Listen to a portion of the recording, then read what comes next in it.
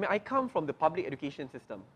Sekolah kebangsaan, sekolah menengah, went to boarding school, a military school, went to a public university, only then pursuing my studies in Singapore. But I come from that public education system, saying that I see that if we don't have the courage to reset it, we're looking at the decline in quality of public education system, but what I fear the most, one which is mono-ethnic. I mean, look at the numbers today.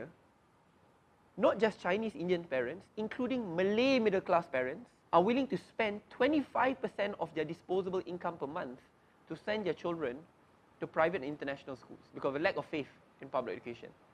That's not a small number.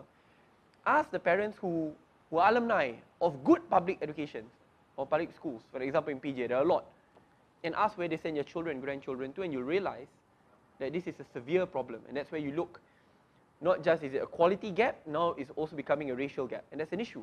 But what's most worrying, while this is the case, politicians and ministers who are in power are not daring enough to reset public education despite knowing that there's a problem. I remember when I spoke about it passionately in cabinet, outside of cabinet, now in opposition, you cannot shake the status quo. Then you'll be seen to be anti-Malay, anti-Islam, because you were talking about shifting subjects, shifting priorities. But when they tell that to me, oh, why you want to keep on prioritizing English? What about the national language? While they point a finger to me, the same people who say I'm hurting Islam and Malay when it comes to our education system are the ones who are sending their children to private schools, international schools, heck, even Tadika in France, going to boarding school in UK, in Eton College. And yet they're saying, don't shake the system. But they themselves don't even trust our country to begin with for public education. So it is building a system where the rich of the rich can go to the best of schools and the poorest of poorest will forever be left behind because of their hypocrisy in wanting to change that system, but yet want your children to have an upper hand in life. I think that's the biggest hypocrisy in Malaysia, and I think we have to fight these politicians to ensure